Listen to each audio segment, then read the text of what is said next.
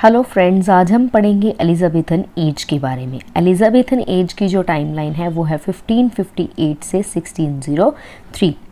इस एज की जो मोनार्क थी वो थी क्वीन एलिजाबेथ वन, जो कि एक वर्जिन क्वीन थी। इनको वर्जिन क्वीन के नाम से भी जाना जाता है क्योंकि इन्होंने अपनी लाइफ टाइम में मैरिज नहीं की थी। इस एज को और गोल्डन एज भी कहा जाता है, इंग्लिश रेनेसां भी कहा जाता है, age of peace, period of peace, England's golden age, merry England, इन सब नामों से बुलाया जाता है। एलिजाबेथन एज से जो पहले एज थी वो थी ट्यूडोर पीरियड, और इसके एज के बाद जो एज थी उसका नाम था जैकोबियन एरा। इस एज में जो म्यूज़िक, पोइट्री, लिटरेचर काफ़ी ज़्यादा फ्लोरिश हुआ था, तो इस एज को हम इसीलिए गोल्डन एज कहते हैं। और थिएटर्स भी इस एज में ओपन हो चुके थे। सो इस एज में लिटरेचर जो था इसने काफ़ी ज़्यादा ग्रोथ की थी। जैसा कि मैंने आपको बताया कि इस एज में लिटरेचर ने काफ़ी ज़्यादा ग्रोथ की थी, तो इसी एज के दौरान जो फर्स्ट कॉमेडी थी वो आई थी जिसका नाम था राल्फ रॉयस्टर डॉयस्टर, और फर्स्ट ट्रेजेडी भी इसी टाइम के दौरान आई थी जिसका नाम था गॉर्ब्यूडक। थिएटर्स कौन कौन से ओपन हुए थे? The theatre, the swan, the rose, the globe जो थिएटर है वो 1613 में बर्न्ट हो गया था, मीन्स कि उसको आग लग गई थी। अब मैं आपको बताऊंगी कि इस एज में क्या क्या और चीज़ें हुई थी। स्पेनिश अर्माडा, जिसको हम स्पेनिश ट्रीटी भी बोलते हैं, 1588 में ये स्पेनिश ट्रीटी जो थी हुई थी। क्या हुआ था बेसिकली कि स्पेन के जो मोनार्क थे वो थे किंग फिलिप II, और इंग्लैंड की जो मोनार्क थी वो अभी हम पढ़ ही रहे हैं जैसे कि क्वीन एलिजाबेथ वन थी।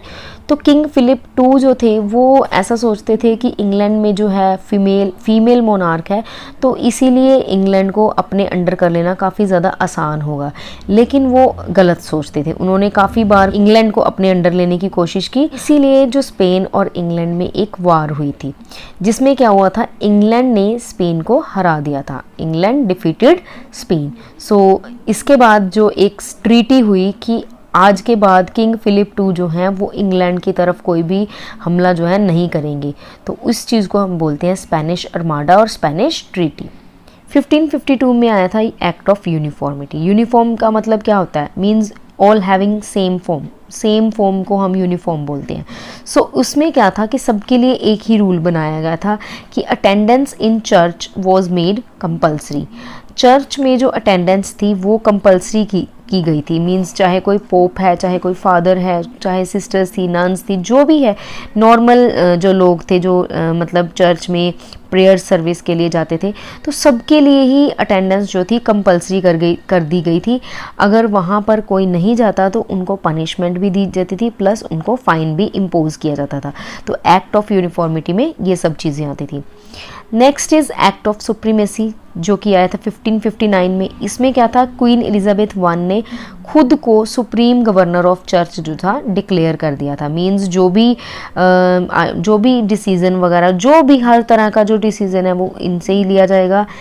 यही जो है इन्होंने अपने आप को सुप्रीम पावर जो है डिक्लेयर कर दिया था। So this was all about Elizabethan age. I hope you like the video. If so, please like the video, share the video and subscribe my channel.